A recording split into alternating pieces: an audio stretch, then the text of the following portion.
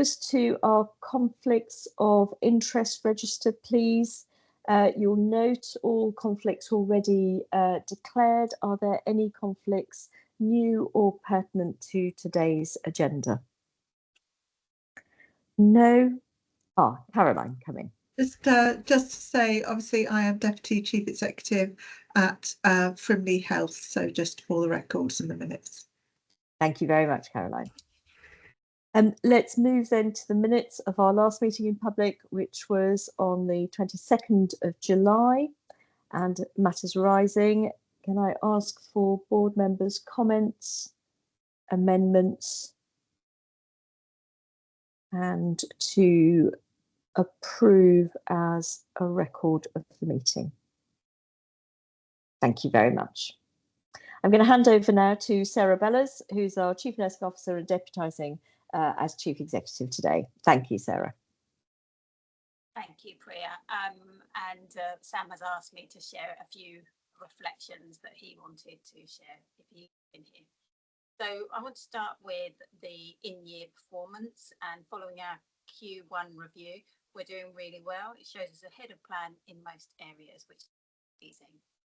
Secondly, we were pleased to hear the announcement of the new Thames Valley ICB last week, which is due to be created in April.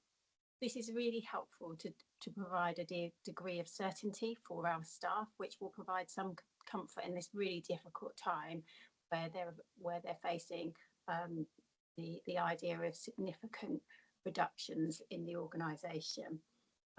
They continue to work really well and hard and maintain a huge degree of professionalism. I also want to formally congratulate Priya, whose role was also announced, but we didn't have the opportunity to do it previously. So thank you to Priya. And then the next thing I want to talk about was planning. Planning has started for next year, and we're due to publish some commissioning intentions in the next few weeks. This is a really important piece of work, and it's probably the first big piece of work for the new Thames Valley ICB, and we're working with the Bob ICB to produce this together. And then the final thing I really wanted to talk about was we've been successful with Slough and Slough Plus, a little bit of East Berkshire, around one of the neighbourhood national pilots. So this is really good news, and it will be a huge opportunity for our local providers and the people that use our services. So thank you, Priya. Thank you very much, Sarah. And can I open it up to board comments and questions, please? Ilona and then Sajad. Thanks, Priya. Thanks, Sarah, and morning all. Sarah, just on your last point, are you able to say a little bit more about what you think that the neighbourhood pilot will mean in practice? What timeframes? I don't know, just anything, because obviously we've seen the announcement about it, but it'd be nice to understand a little bit more what that might mean in practice, if we know at the moment. Thank you. I think it's really early days, Ilona, and I think that they're meeting this morning actually, and we're not able to be there because they're meeting this morning to discuss those things. So I think we'll be able to bring it back to next month's board if that would be of interest.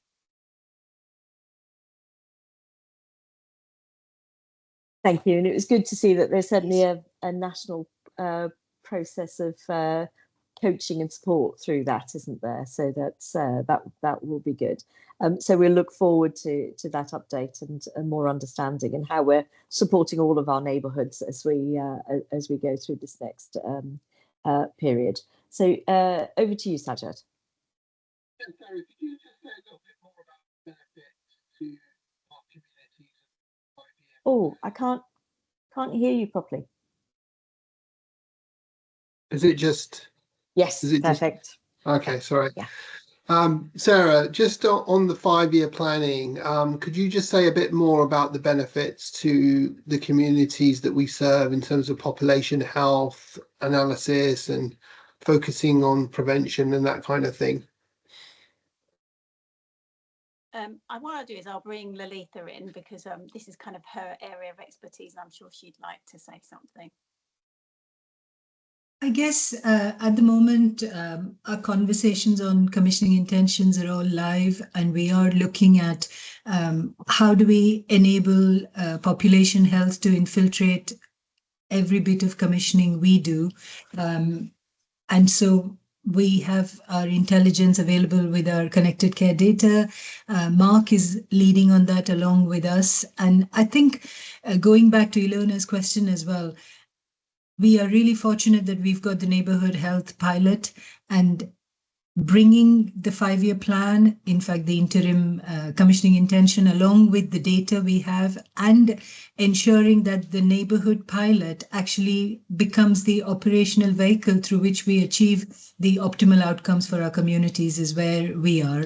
And Mark, do you want to add something more along the work we're doing? Yeah, thank you, Lalitha. We want to be data-led, evidence-led. We want to use the best data that we have available to us, be it from providers, GP practices, national data sets. I think one key thing I wanted to add was there's a real intent to use qualitative information and to get insights from our population to help inform the decision making that takes place as part of those commissioning intentions. So we really have a holistic sort of input to support decision making. Thank you both very much. And come in, Rich. Thank you, Priya. Yeah, just wanted to add as a data nerd and someone who's really interested in the concept of how we work out how to allocate our resources in the most effective way.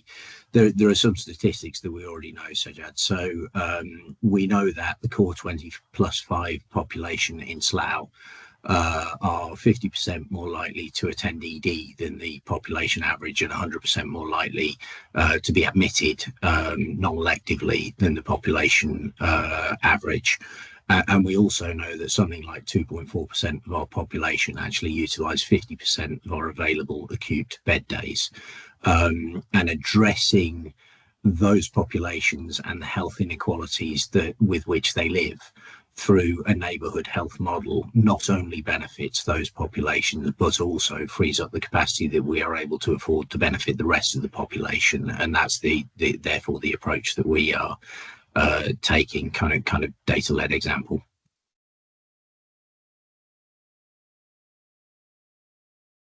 Thank you. And I can't see any other hands at the moment, so I'm going to move us then. Prash is there. Prash has his hand up. Oh, thank you. Come on in, Prash. It's just a final thought for you, Sajid. So as a Berkshire, as an East Berkshire GP, I mean, the opportunity here is fantastic. I mean, it gives us the opportunity to build on so much of what we've learned through previous iterations, whether it's the 5-year forward plan, the primary care networks, etc. The idea of general practice working at scale. I mean, we've got some real sort of operational foundations that have been sort of building up through the last 10 years. So to have the opportunity now moving forward with this construct, I mean, the data is excellent. And what we absolutely recognize is that so many of our patients in the community, so many of the patients that general practitioners see, often the issues are wider determinants of health. So whether it's frailty at one end, whether it's issues about the social construct that our patients live in, the opportunity there is with real close working with, in essence, our local authority partners, where we can start to cross hands across these sort of traditional divides and silos. We can maybe start to keep patients safer and healthier within their own community, so that they're only really using services within our hospitals and secondary cares for those very specific sort of disease-led conditions. Whereas what we know is we've got huge amounts of staff now, additional members of the primary care team, social prescribers, for example, who are linked in with local authorities. So, you know, we can now hopefully use, I guess, the idea that this is a 10-year construct to really elaborate on all the connections that we've made. And you can hopefully start to see the optimism that we can make patients think about their ability to live healthier lives, to really be in charge of their own health way upstream. so that really they're only using the services when it's true pathology. That's the key. So in essence, it's a win-win. But I think I'm quite excited, certainly from the Slough East Berkshire point of view, because we've got so much data. We've got general practitioners who are sort of chomping at the bit to get this done. Because for me, it is primary care that's going to lead the charge. So incredibly exciting stuff. Thank you very much, Prash. I will move us now then to our next item of business, which is the Frimley and Bob Transition Programme, and hand to Alison Edgington, who is our Transition Programme Director. Thank you very much, Alison. Thank you, Chair. So you have the Programme Director's report in front of you this morning. This includes, first of all, an overview of the programme and how it is shaping up across the 7 projects and 2 work streams. It's broadly on track. Main risk around funding redundancies and the ongoing work to achieve the running cost target, reduction in running cost target. So it's there for colleagues to consider. The main focus of this paper, however, today is on governance. We've spent the last month working with Frimley and Bob boards to develop options around governance, and have agreed that the way forward is the development of a collaboration agreement, which will provide us with a more firm and legal underpinning of our clustering arrangements from the 1st of October.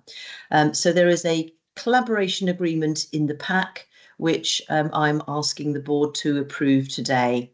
In addition to that, this will involve the establishment of a joint committee of the Bob and Frimley boards, and we anticipate that that will start meeting from the 1st of October and until the new organisation comes into being on the 1st of April 26. The joint committee will bring both boards together. Effectively, the membership of both boards will become the membership of the joint committee. It will meet at the same time as the Bob board and the Frimley board, and it's important to note that both organisations remain sovereign organisations and able to determine their decision making and future, as you would expect. However, the joint committee becomes a vehicle into which both organisations may delegate a significant number of functions and other decision-making responsibilities. There's also in the pack a collaboration agreement scheme of reservation and delegation. This effectively sets out what can be delegated to the joint committee, as well as those areas that can't be delegated to the committee. This complements the existing swords within Bob and Frimley at the current time.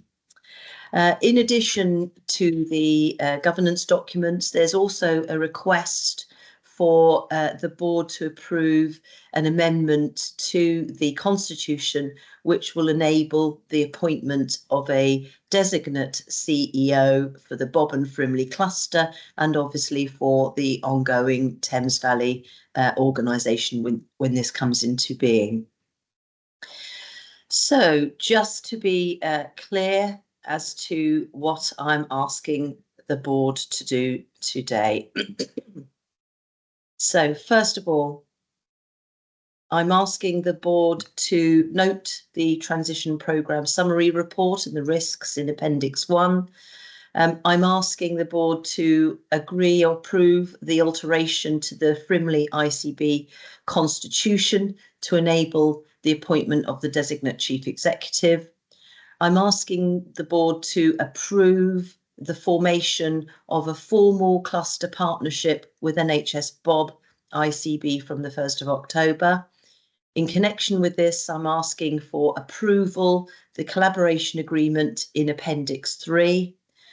I'm asking that the joint committee of Bob and Frimley Board's terms of reference is approved in Appendix 4. And finally, I'm asking for the approval of the collaboration agreement scheme of reservation and delegation in Appendix 5.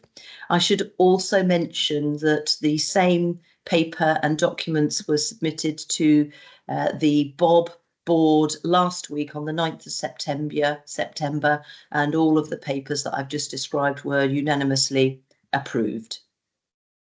I'll park there and see if there are any questions or points of clarification required. Thank you very much, Alison. And let me open that up. Thank you, Grania. Open up to any comments or questions. Ilona. Mine was just a comment, really, just to say a big thank you to Alison for the way she's engaged us on this. Obviously, it's not our first opportunity to comment on most of these documents.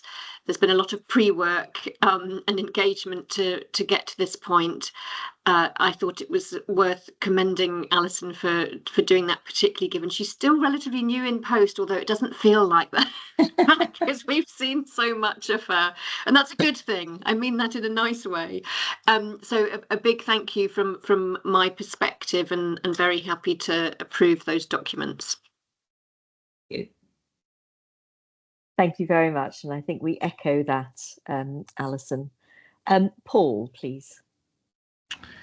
Yeah, similar to Ilona, really, the comment of thank you to Alison and the team, and I think just also in the context of this meeting to, assure people who are interested and concerned that we, in this process, I think we've really worked hard to keep a strong and clear eye on patient care, citizen health in this process, so that we're thinking about both from a risk point of view, but also from an opportunity point of view going forward. And it's important I think it's just important to highlight those points, whilst also recognising the significant fiscal challenges that we're all operating in as well. So I think it's just important to stress that point.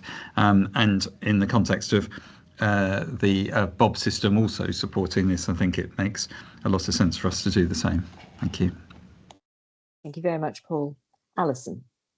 Yes, thank you. I just wanted to come back on that, Paul, just to reassure everybody that one of our key work streams is equality and quality, and that will be an absolute golden thread through all of the 7 projects that we have running. In fact, I'm meeting with Safina later to make sure that we get that work fully integrated within the programme. So that is absolutely key. We want to make sure that the changes that we now make going forward have a positive impact on how we work with partners and on the services that we deliver to our local populations. Thank you, Alison. Come in, Sajid. The great work that's being done. Can you just, for the sake of just good governance, just confirm that a full legal analysis was also done as part of this, and that came up with no red flags? Absolutely. So we had input from Brown Jacobson into the development of all of the government's documents that you have in front of you. We have an ongoing relationship with Brown Jacobson, and they are supporting a number of other ICBs across the country through this period. So they've not only helped us, they're coming with quite a significant degree of experience in this area, which has been obviously beneficial to us.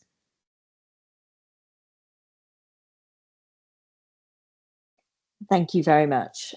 Now, do I have any other hands showing? I don't think so. So I'm going to step us through the notes and approvals, please. And please raise your hand if you disagree. Other than that, I will take that as approval. So the first is to note the programme summary report and risks. Right. To approve amendments to the Constitution as set out in Appendix 2. Yep. Thank you. Approval of the proposal to form the clusters from 1st of October. Yeah. Approval for the collaboration agreement, which you'll see in Appendix 3. Yes. Approval for the joint committee of Bob and Frimley board terms of reference, which is Appendix 4. Yes, thank you. And approval of the joint scheme of reservation and delegation, which you'll see in Appendix 5. Thank you. All approved. Thank you very much, Alison, and for the work that you are continuing to lead for both systems. I'm going to move now to our planning guidance and over to Rich Chapman, our Chief Financial Officer. Thank you. Thank you, Chair. So if we can move on one slide. So the slides describe the planning framework, which was published by NHS England on August the 13th. And the framework, importantly, I think, shifts the focus to a rolling 5-year planning horizon and introduces a continuous process that will support transformational change and deliver the shifts from treatment and prevention, from hospital to community, and from analog to digital. And I think without that 5-year planning horizon, there is a real risk that we get dragged down into in-year mitigative and reactive actions rather than kind of formally setting out how we will deliver those 3 changes. All organisations are required to prepare credible and, importantly, integrated 5-year plans. There is a clear delineation of responsibilities for delivery. If we can just move to the next slide, please, which illustrates, I think, that sorry, this is the timetable. So there are plans are prepared in 2 phases. I can do it either way. Where are we going now? Can we go backwards? Sorry. Okay, I'm just going to talk to it. So the clear delineation requires the commissioning body to identify the demand for health interventions that would transpire were no action to be taken, and requires, on the provider side, providers to prepare capacity plans effectively to describe the capacity that would be available to meet that demand.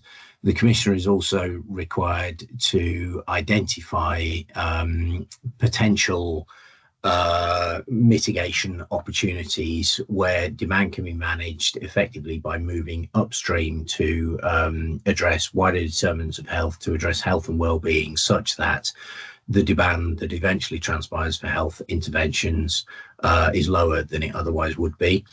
On the provider side, the requirement within that capacity framework is for the provider to demonstrate how it will benchmark its productivity and how it will improve its productivity and utilisation of the capacity that it is able to provide, such that we are better able to meet the needs of the population. And those 2 plans come together in an integrated plan. So the key outputs from the planning process then become a 5-year strategic commissioning plan, a 5-year integrated delivery plan, and alongside that, neighbourhood health plans for how the actions will actually take place at a local level.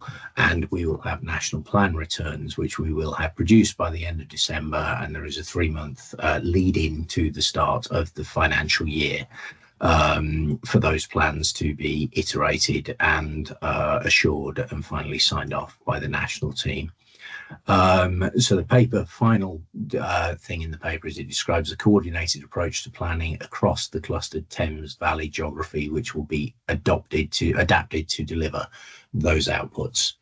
I'm happy to take any questions on that, Chair. Thank you very much. And open to board colleagues to comments and questions. Start with Ilona. Thank you, Ilona. Thanks, and thanks, Rich. Obviously, I get why the timetable is what the timetable is, because we've got to have this agreed ready for the new financial year in April 26.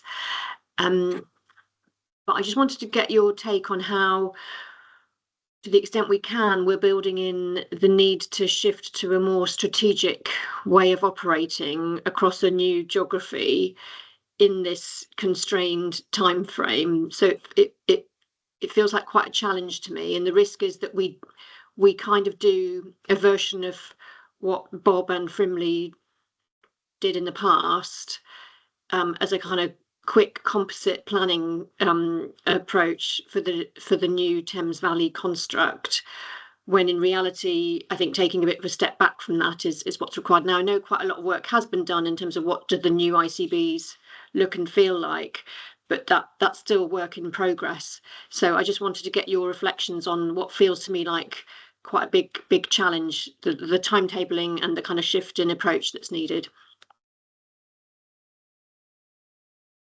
Thank you, Lona. I can't see any other hands, so I'll answer that straight off. So first, I think it was deliverability was the first question. Is challenging. There's no question about that, and the timescale is ambitious.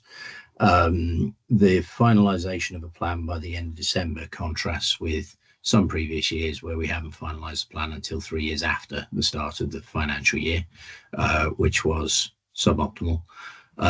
In terms of our 3 ability months. You mean 3 months, Rich? I think not 3 years. Did I say 3 years? Sorry, you did. You did. I meant 3 months. Yeah. Just for the recording. For the recording. Thank you for the correction.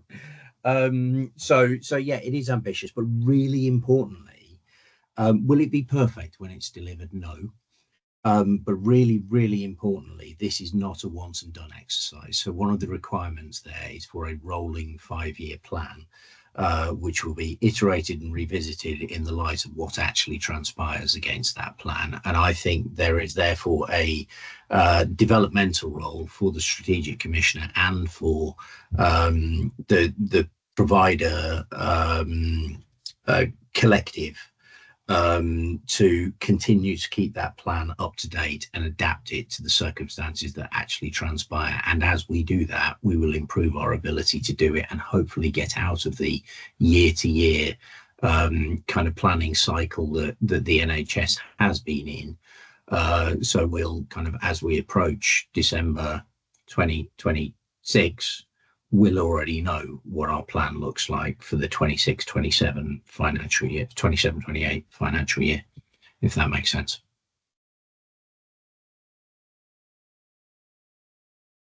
Thank you, Rich. Come in, Caroline. Yes, Rich, I know you're absolutely aware of this, and just to make it clear really that whilst it's not all about the new hospital programme, there are a lot of assumptions underpinning the sizing of the new hospital that require planning from this point on so needs to be taken account of in the 5-year planning cycle, particularly things like the neighbourhood models and the taking the demand out of the acute hospital, doing that left shift piece, which is all aligned to the 10-year plan, but there's some clear assumptions underpinning the strategic outline case that will need to then play through into the outline business case during the next 2 years. So I know you're aware of that. I just think for everybody else and partners on the call, we need to join up on that at the start.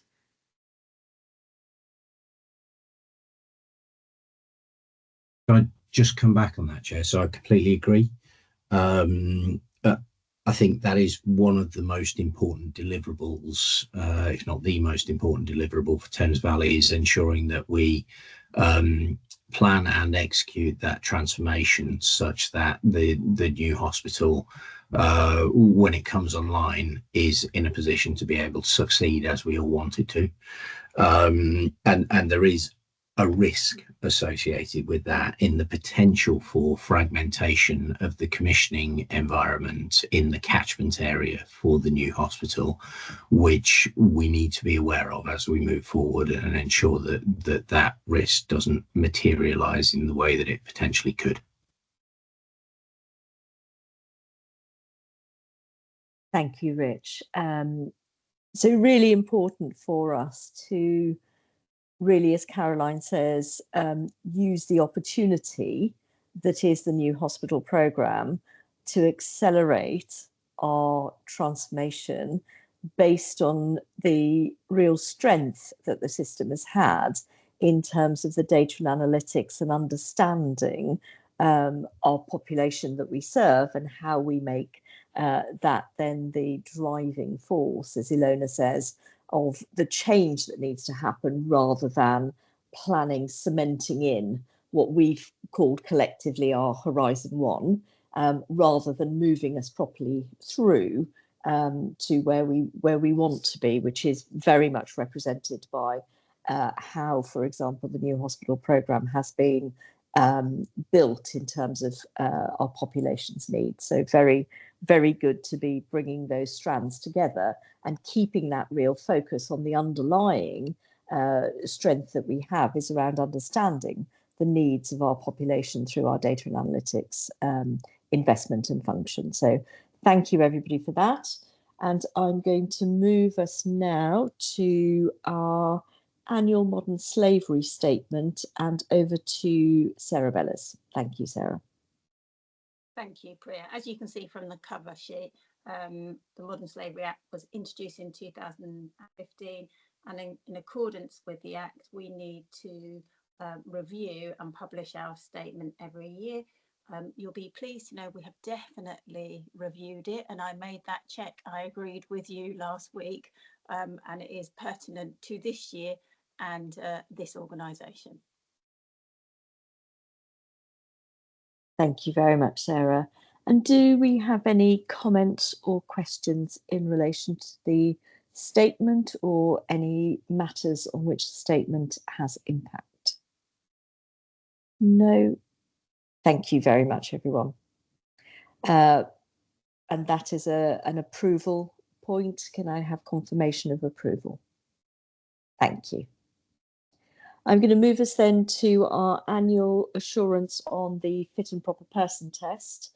I'll take us through this. This is to confirm to the board that all ICB board members have been confirmed as fit and proper persons in accordance with the framework. You will know that the Remuneration Committee at its meeting on 10th of March reviewed the fit and proper persons process and that it was fully aligned with the appraisal process, and we have commissioned the CSU to conduct the checks themselves. So I'm confirming to the board that all members have been confirmed as fit and proper persons. Do I have any questions or comments?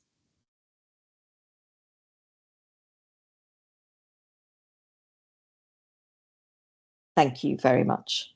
I'm going to move us then to our performance reporting, quality, finance and workforce, and I'll hand first to Sarah Bellis. Thank you, Sarah. Thank you, Priya. Sam, if we move straight to slide 4, and we'll talk about community equipment suppliers and a change of provider that we had.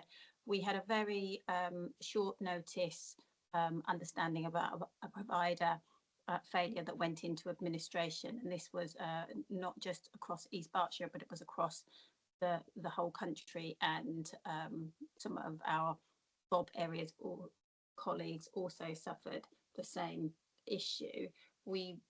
Our teams worked with the local authorities. This was led by West Berkshire, and it was a huge piece of work that they did in West Berkshire, and it was a really good piece of work, and we should be very grateful to our colleagues in West Berkshire for the work they did to re-procure this service. And the 1st of August, we re-procured with Millbrook Healthcare. The transition of this service has been relatively smooth considering the short notice of it and the huge change that had to occur. We did have to go down to a more concise list of equipment, and risk assessments had to be made for individuals. We have been aware of some incidences where some supplies haven't reached where they needed to reach at a time. We are monitoring this and looking for any harm as a result of it. but considering the rapid failure and the requirement for a rapid re-procurement, it's been as seamless as you could have wished for. So that's the re-procurement of that. I'm sharing with you our POWs and complaints data for you to see for the organisation over the last year. This incorporates the primary care complaints as well. You can see that the themes that we've received have been around mental health, pharmacy, out of hours services. The largest amount of theme, as you can see, is general practice, but that's not surprising because of the number of different independent contractors that we have. I'm then going to move on to the CQC updates. We had a Slough Send inspection during July where Ofsted and CQC visited the local area partnership to independently evaluate the effectiveness of the arrangements for children and young people. And the partnership is still awaiting the outcome of that report, which I will report at a later date when we have it.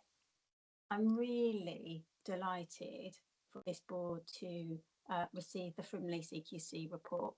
For those of you that have been around since 2013-14, when we were CCGs, when the Wexham Park site was rated as inadequate, and it was a really difficult time for us as a system.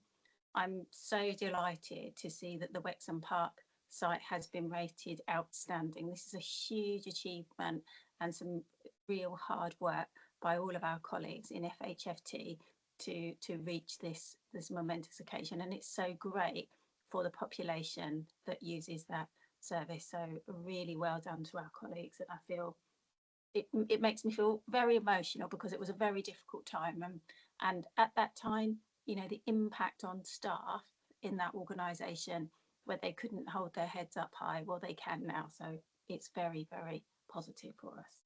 And then the Bracknell Urgent Care Centre, they also had a CQC inspection in February 2025, and the report's taken a significant time to be published, but the service has been rated good overall and was good in all domains. And then we've had a couple of general practice and care home reports. And as you see from a CQC provider compliance, we have a good range. Our provider compliance across the system is generally outstanding or good, with only 2 organisations where it requires improvement or inadequate, and they're on improving journeys that we've been monitoring for some time, and they're our ambulance services. So that's it. Thank you, Priya. If there's any questions. Thank you very much, Sarah. And can I open that then to comments and questions? And I know that this has been the subject of many of those issues have been subject of a number of conversations.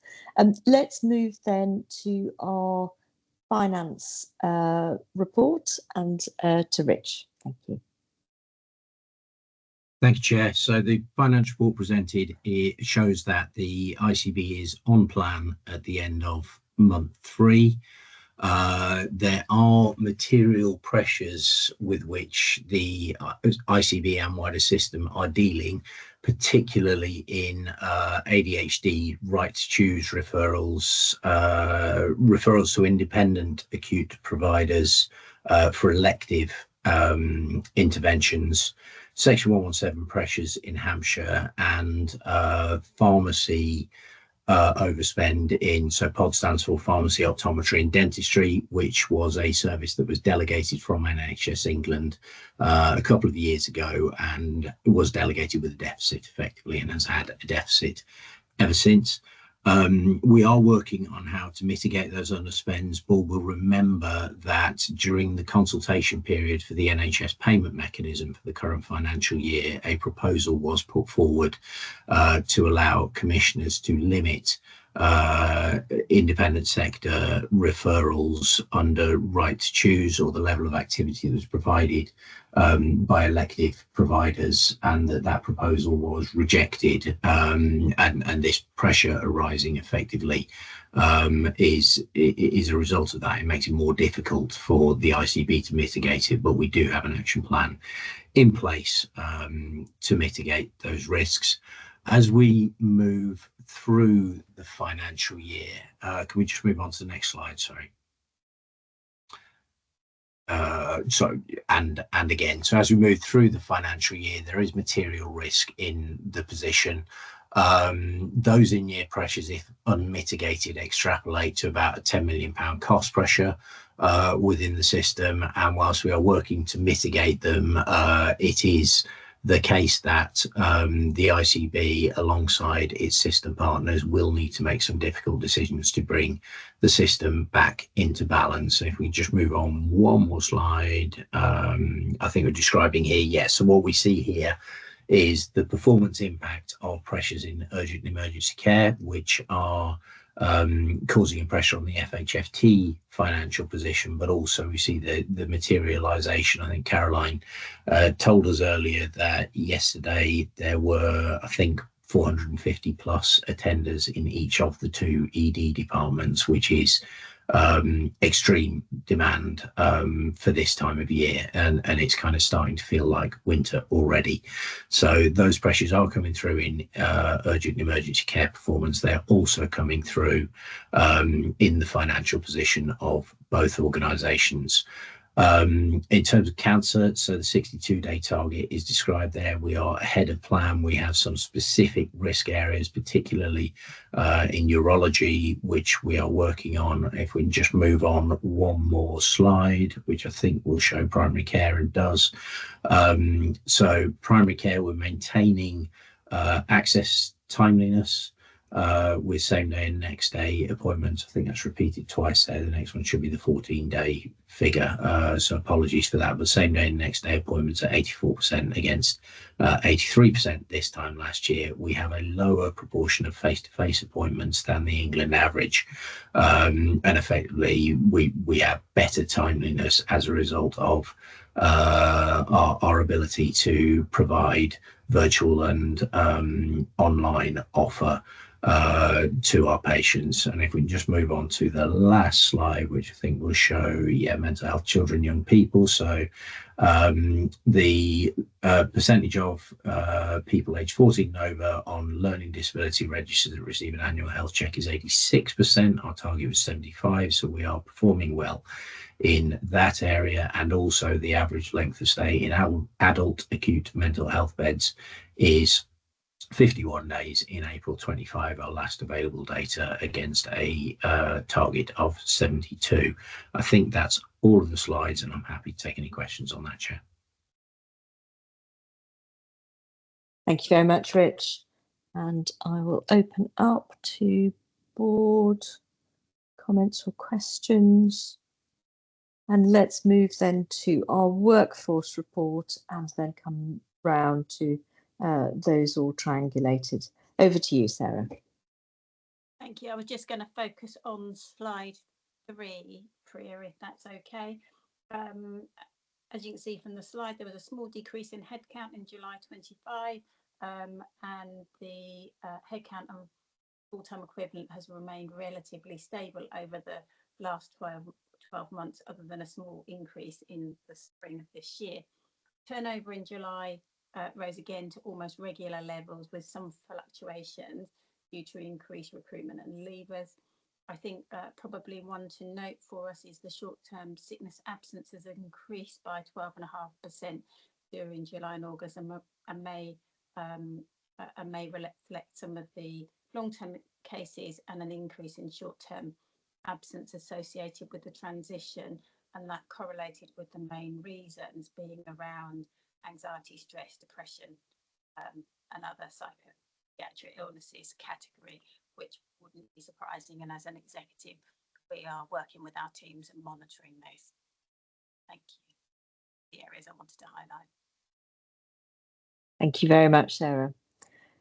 So in relation to our triumvirate of quality finance people, are there any final comments or questions? And if not, I will move us to our BAF. So thank you very much, and back to you, Sarah. Thank you, Priya. The main thing to highlight in the BAF is the adding of a new strategic objective, strategic objective number 7, the safe dissolution of the ICB and the creation of the Thames Valley ICB. We spent quite a lot of time in previous meetings discussing this and how this should look. And I think following some work at the Integrated Risk Committee, the final version of the risk has been, the strategic objective and the principal risk has been identified, and it's set out for you, and it shows that, and the board is asked to approve both the transition focused strategic objective and its corresponding principal risk. Are there any questions about that? We should have all seen it a number of occasions. Thanks very much, Sarah. I know this has been the subject of conversation and consultation. Are there any other questions for Sarah in relation to this? Come in, Ilona. Thank you. Sarah, I don't know if you were going to move on just to the BAF more generally, but very happy with the additions to it to reflect the changing nature of our business in this year. I just wondered if it was worth just pausing on. There's a handful of entries in the BAF which are red rated, kind of out of appetite. Is it worth just pausing and making sure the board are aware of what's driving that and the extent to which we do or don't expect current or additional mitigating actions to change that red rating in the near future? Absolutely happy to, Ilona. I don't think they're particularly different than they have been before. So if we start with the SO6, Rich, do you want to come in around the financial ones, the two red there? Yeah, Ken, you're extremely softly spoken this morning, Sarah. Just so you know. So yeah, I mean, in terms of finance, we are fully sighted on the in-year financial risk and also on the underlying position for the longer term as part of the planning process. We are, as you know, we have implemented really quite stringent financial controls across both the trust and the ICB. And we're working to establish what the potential mitigating options we have are for the in-year financial gap, what the consequences of taking those actions might be, and what the balance of risk is between the delivery of the financial position and the consequences of actions we would need to take to deliver the financial position. So working very rapidly to do that. On the cyber risk, SO6B, so we, as you know, had a discussion at Audit Committee around cyber, and we need to take that away and come up with a plan to ensure that we are fully able to articulate the cyber risk, what the key risks are, what the mitigating actions are. We did have some immediate actions around Windows 11 upgrades with Windows 10 support, I think ceasing on the 14th of October. And we took some specific actions around corporate IT and ensuring that the ICB's own equipment is fully updated, and also taking action to ensure that the same is true of primary care, given previous incidents involving equipment for which Windows support had been withdrawn. SO7, so the safe dissolution of the ICB, creation Thames Valley ICB, is in the risk management system around the process that Alison described earlier. So I think we've got that one covered. I'm not sure about SO1, Sarah. Starting well, might be Lalitha.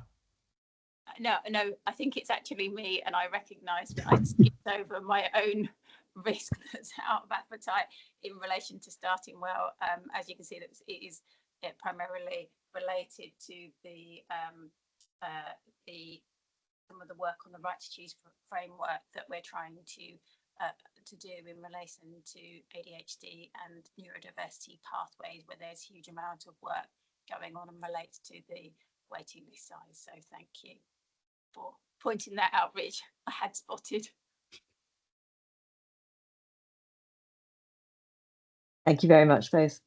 And any other comments or questions before I ask formally for your approval? So to note the outcomes of the strategic objectives refresh for 25-26, and to approve the additional transition focused strategic objective 7 and its corresponding principal risk to align also with Bob ICB. Thank you. And to approve the interim Q2 BAF position. Thank you. In the interest of coherence, I'm just going to close this part of the meeting by moving the agenda slightly, just to say that we've had no questions from the public in advance of today's meeting. So I'm going to ask colleagues for any other business before we then open our AGM. Is there anything relevant to our board and the business of today? Thank you. I'd like to now open our annual general meeting. So thank you. And I'm handing over now to Sarah Bellas and to Rich Chapman. Thank you, Priya. So I'm just going to start by reflecting on the year that was. We started the year with a challenging financial position last year and actually achieved some good work, but I won't steal Rich's thunder in that. He will come to that in a minute. We were delighted to be selected with the new hospital programme, and Frimley Park was announced to be in phase 1. And we've heard plenty about that in subsequent board meetings. I think that we were really pleased with the release of the Lord Darcy's review and the Government 3 shift and that change of direction for the NHS. And this led us to do a huge piece of work with our communities where we engaged to seek their views through, and we utilised our community organisations to help reach people that we don't traditionally have an opportunity to hear from. And that was a really good piece of work that we were able, firstly, to feed into the 10-year plan and into subsequent plans that we've used this year. And we will continue to be able to use that as we move forward into the new Thames Valley organisation. So that piece of work was a really great one to do. We sadly lost our chief executive, Fiona Edwards, who went on to pastures new to work for NHS England in the north of the country. I'm not going to show up my geography by saying where she went because I always forget. And I think the only other thing we wanted to talk about was throughout the changes and challenges, NHS Frimley continues to be at the forefront of innovation, and we've led on a number of things over the year, and we continue to cultivate those strong partnerships across the Frimley health and care system and beyond. And so we look forward to taking that with us as we move forward into the new Thames Valley ICB. Rich, over to you on the important money stuff. Thank you, Sarah. So I think I'm going to actually reference some of that innovation and partnership working as I talk about what I'm going to talk about. So it is a probably the most challenging financial environment I have known in the NHS, and we delivered a modest surplus for the 24-25 financial year of £27,000. That was as a result of some very significant work. There is an underlying deficit in the system, as there is in many systems across the country, and the delivery of that small surplus necessitated some quite stringent cost reduction measures, and the financial issues that we are facing, the financial environment that we're facing, is very closely tied to the system's operational performance and workforce challenges. We have local inflationary pressures which have consistently surpassed national forecasts and funding, which have exacerbated the financial strain on the system to manage the increased demand that we are facing. And on top of that, we have some very serious operational challenges at Frimley Park Hospital, 65% of whose estate is built using rack concrete, which creates endemic operational inefficiency as the hospital constantly has to decamp wards, reinforce the building. You can't use its theatres as effectively as it otherwise would be able to, and consequently the management of that issue has required additional investments within both the trust itself but also across the system. So we are a leading system for remote monitoring and for virtual wards. I think we have the highest coverage per capita of both, and part of the justification for doing that, part of the reason for doing that, is to reduce the demands on the hospital because of its rack issues, which of course need the ultimate resolution for which will only lie in the building of the new hospital.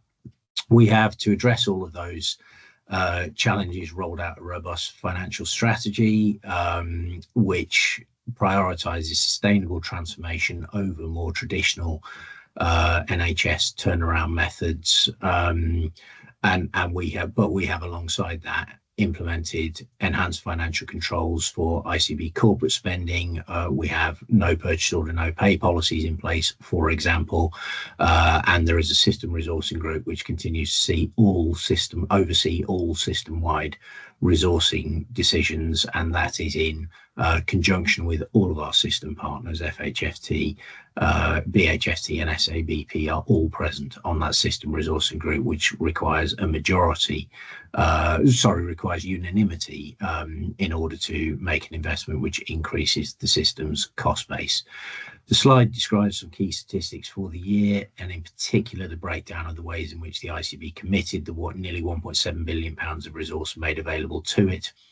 You can't see it in the rounded numbers, but there was an ever so slight uptick in the spend in acute services. Last year it was 47%, 47.0%, and in the financial year just finished it was 47.9%.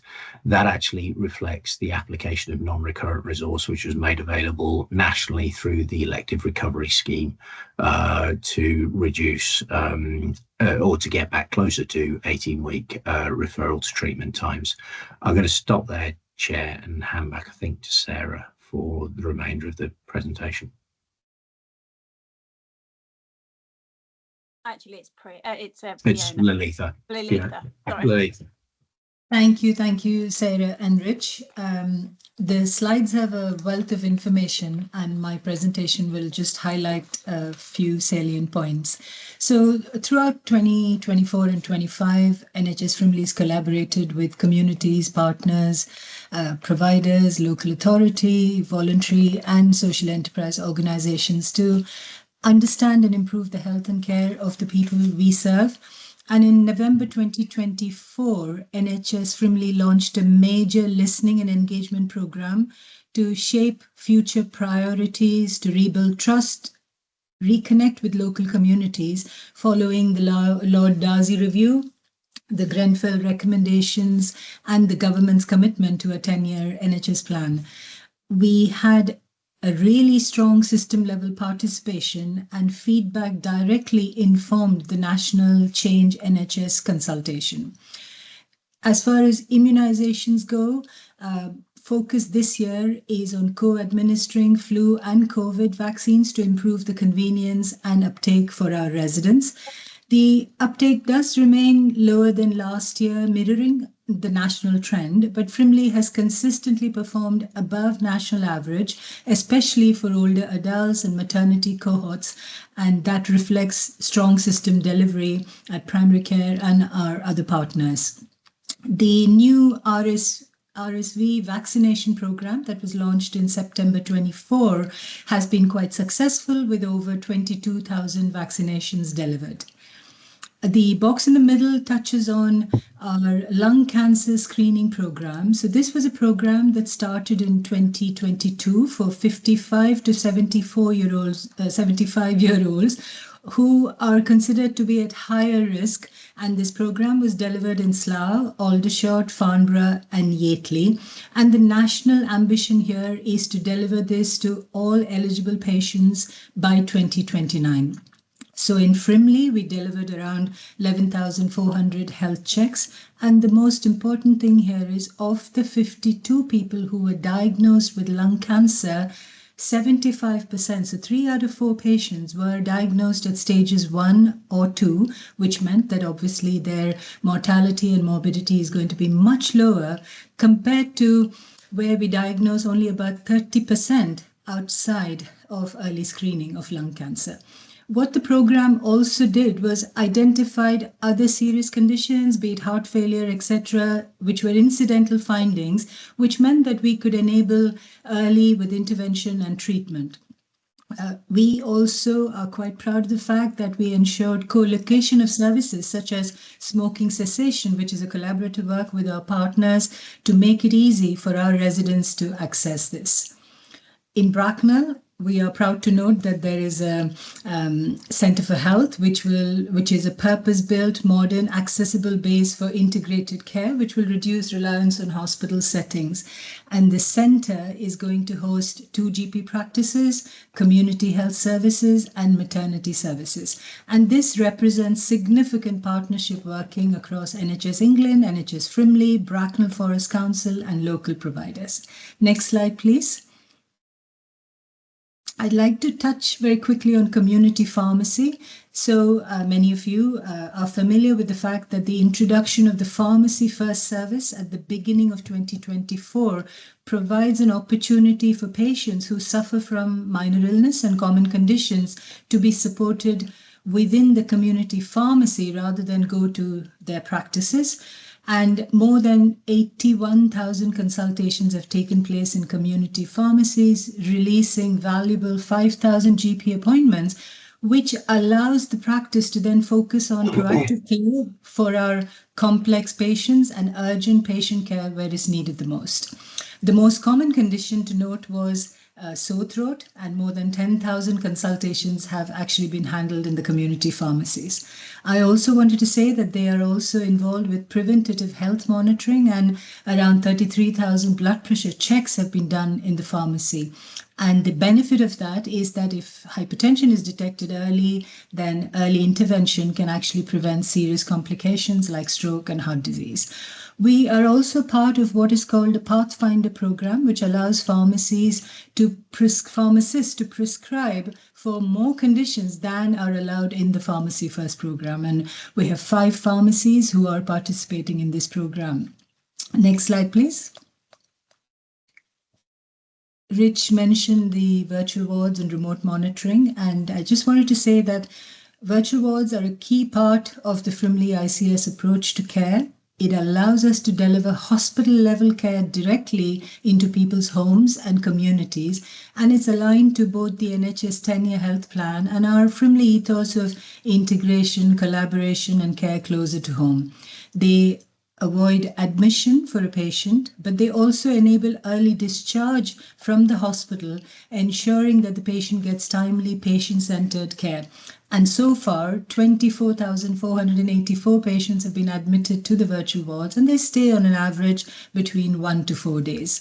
And patients are cared by multidisciplinary teams, whether it's medical, nursing, therapy, pharmacy, and so on. And what it does is that it enables faster recovery, maintains patient independence, and patient satisfaction is really high. They do embrace technology such as remote monitoring and virtual consultations. Next slide, please.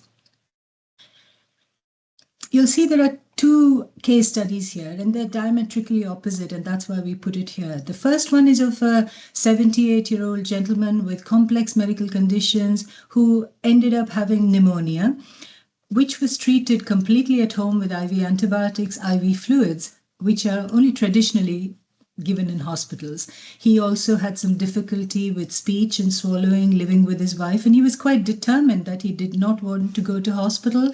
And so the Frailty Virtual Ward team coordinated a full MDT, including speech and language therapy, dietitians, and so on. And in the 2 years between 2022 and 2024, 5 episodes such as these were managed entirely at home on the virtual ward without any hospital admission. And he sadly passed away, but peacefully at home in March 24 at the place where he wanted to. And why does this matter? It matters because it demonstrates that actually acute hospital level care can be delivered safely at home, honoring the patient's request. It highlights the strong integration between hospital and community services. It avoids ED attendance and hospital admission, which benefits the system, but more importantly, in line with the patient's wishes. The second case is just a cancer patient, stage 2 ovarian cancer, again was unwell after her chemotherapy because her white cells fell, and traditionally this patient would remain in hospital. So she was seen in ED, initial assessment, but was seen by specialists. And because the virtual ward setup in the community runs so well, the consultant felt confident enough to discharge this patient back to home, closely monitor the patient. And this just proves the point that as we move along, we will do more than frailty in the virtual wards. Even high-risk oncology or cancer patients can be managed. So it's not just about virtual wards being efficient, reducing admissions. It's also about making sure that care is delivered in the right place at the right time, supporting patient choice and dignity. Next slide, please. Quick note on our cardiovascular disease prevention. Detection and control of high blood pressure matters because hypertension remains the single biggest risk factor for hospitalization and mortality from heart attack and stroke.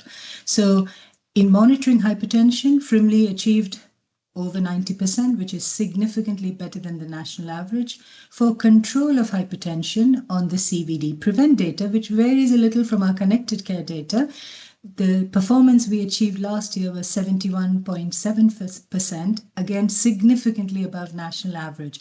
And I'm really proud to say that this ranks us 8th nationally. We've also kept our first place in the Southeast for the 2nd year running. We are, in fact, the only ICB in the region to be in the national top 10 for 2 consecutive years. And for cardiovascular disease, it's not just hypertension, it also is cholesterol management. We are the only ICB in the Southeast to significantly perform better than the England average, and we're ranked 14th nationally. There's, of course, a lot more to do, and that will remain our focus for the year ahead. Next slide, please. So maintaining healthy weight is one of the most important factors in preventing long-term conditions such as diabetes, cardiovascular disease, and some cancers. And we all know that it supports better mental health, mobility, and overall quality of life. So locally for us, our NHS Digital Weight Management Program is really well established, and it's a partnership effort integrated with our local authority offers of support. By March 2025, we had an increase in numbers on last year, and it places us 4th nationally, and again, the 1st in the Southeast for uptake. We are consistently one of the strongest performers regionally. We've also played a national leadership role, sharing our learning at region and system-wide events. Some of our best performing practices presented their experience at a share and learn session. In fact, one of the practices was from a deprived area typical Core 20 population, and all this was really well received. The page we have on our ICS website and the weight management one-pager has been picked up nationally as examples of good practice. And I think I want to finish by saying, more importantly, the program is making a difference to people on the ground because it's flexible, it's remote, it's engaging a broad range of people, including those in deprived areas, helping us reduce inequalities and improve the equity of outcomes across the different socioeconomic and ethnic groups we serve. And early data is showing a clinically meaningful weight loss. I think I'll stop there, Chair, and hand over back to you. Thank you very much, Lalitha. Really good to see that progress represented in the reporting. Comments and questions from board, please.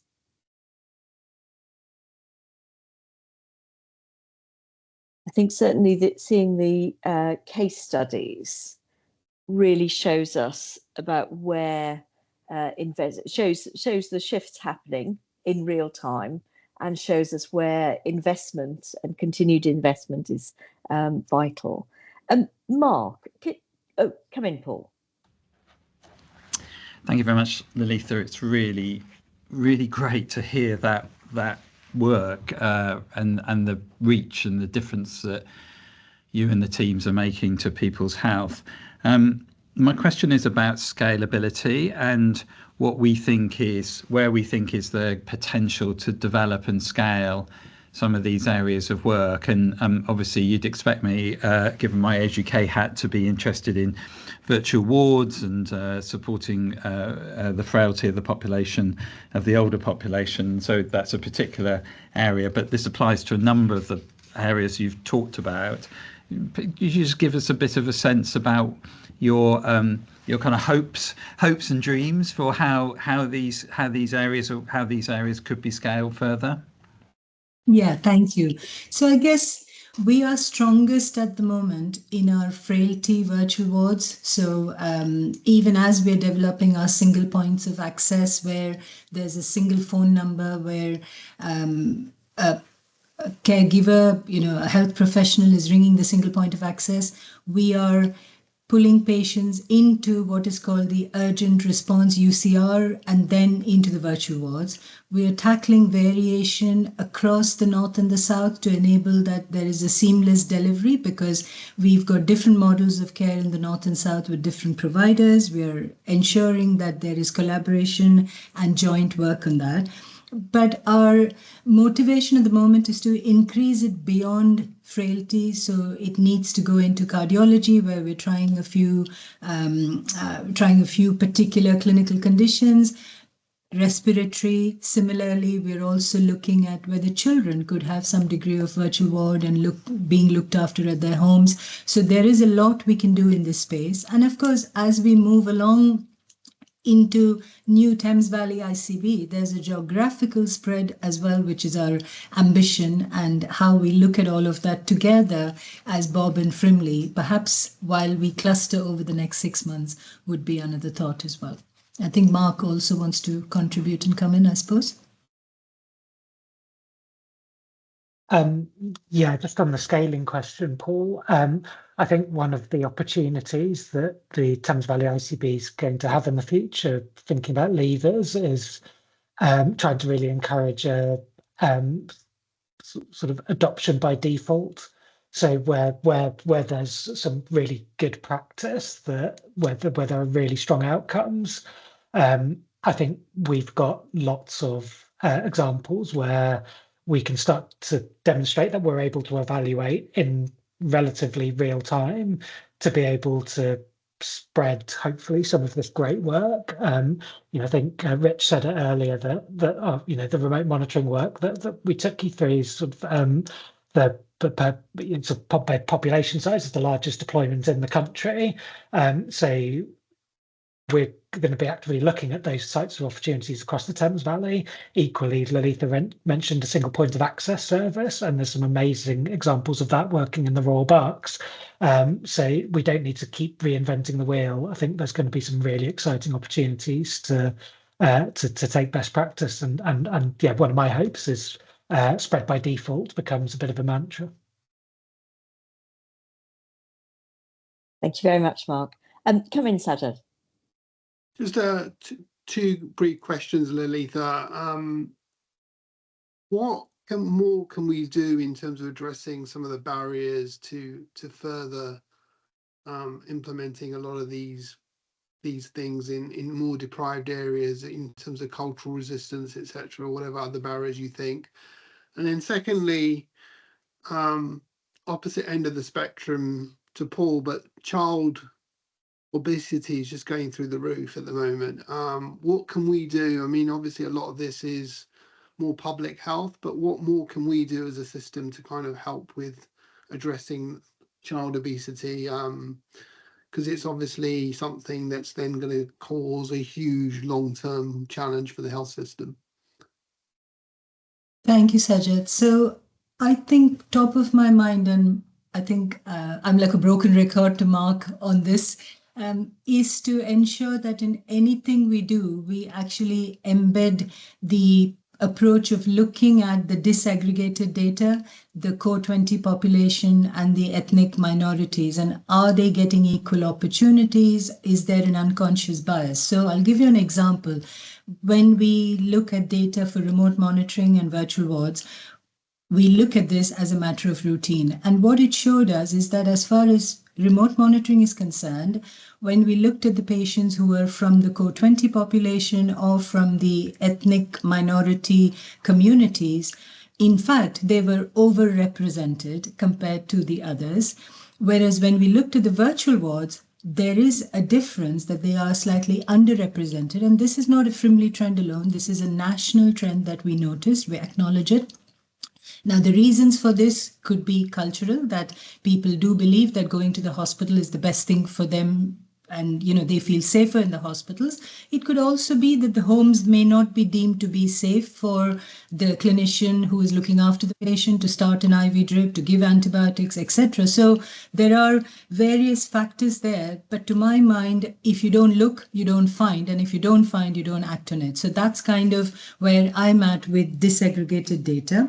And weight management was quite an eye-opener, because we thought when it was entirely digital that our communities who we traditionally think have digital poverty will not be able to access it. But when we now look at the success and we again break down the data, it shows that even our deprived communities actually access it, and they're able to in fact engage better because they're not missing out on work and going to a face-to-face appointment. So I think it's about us being conscious all the time. And with childhood obesity, there is a lot of work going on now, linking in with our public health colleagues, linking in with everything that's being provided in the community. And again, we've made a case for some of our seriously obese children to, if need be, get the medications that adults are now getting, such as the GLP-1, the Mounjaros, etc., that we're hearing about. So I hope that kind of gives you a flavor of where I'm at and our system is at with that kind of thing. Yeah, Thank you very much. So did you want to come back in? No, I was just thinking. Thank you. Prash, come in. Lalitha, thank you so much for presenting parts of the annual accounts and medical performance. I mean, when you look at the numbers we're achieving by way of screening, I mean, for me, that's a big shout out to our primary community care colleagues, especially our clinical pharmacists as well. I mean, general practice, as you know, we have 90% plus of the contacts. Our opportunity for screening across the board is right there. And Sajed, as you've said, that the on-the-ground knowledge that our GPs have with regards their own community, again, it's immeasurable. And so my view is, in some ways, that this is now proven that if we can get the screening right, and if we can address the things that we've probably been system leaders in. So you look at left shift, but when you look at what Mark and Connected Care are doing with regards to this idea of unscheduled to scheduled to proactive care.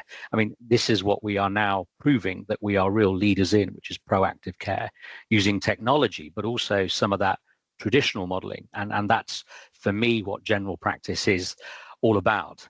I guess to Paul's final point about how do we scale and spread it, that's the nitty gritty bit. When I look at Rich's wonderful donut diagram, do we have the bravery, now that we've got real trust and we've got real system oversight on that control budget, are we able to say that maybe 2% moved from acute services, maybe 2% moved into primary and community services means that we've then got 4 to 5% improvement, because we know that unscheduled to scheduled to proactive care works. So Paul, in essence, my view is that we've really developed proof of concept. Now we need to work with how can we shift those funding flows into those areas that are going to make the greatest impact. Because if we're going to make the 10-year plan work, if we're going to make integrated neighborhoods work, where you can see some of the old less than successful attempts. I won't call them failures, but it's because there's been I guess a reluctance to move the funding into those areas. So I'm hoping that what we've shown is a real kind of North Star. Now we've got to take those really difficult decisions and move the funding into those areas that gives us real return on investment. Because if we can keep those older people healthier in their own homes, under their own duvets, within their own community, then we're going to reap the rewards of that. And certainly I think we're national leading when you look at the presentations that Lalitha, Sarah and Rich have given. So it's very exciting, but we need to stay the course. Thank you very much, Prash. I'm going to bring in Rich and then Lalitha. Just before that, to note Safina's comment about don't make assumptions about how people engage. A really important factor that you've carried through in those case studies. So Rich and then Lalitha, thanks. Thank you, Priya. I'm just going to pick up on Prash's description of a donut diagram in the context of long-term conditions and weight management. I think we'll call it a wheel. But the concept of planning to, first of all, create the headroom to do the transformation, to shift resource from late, high intensity, high resource intensity interventions to earlier, lower intensity interventions and prevention, absolutely needs to be at the heart of that 5-year plan. And it is create the headroom and then make the shift permanent, I think. But it's as we move forward, it is something that we have to do, because we know that the counterfactual says if we do nothing, we won't have enough acute beds, not just in the new hospital, but nationally.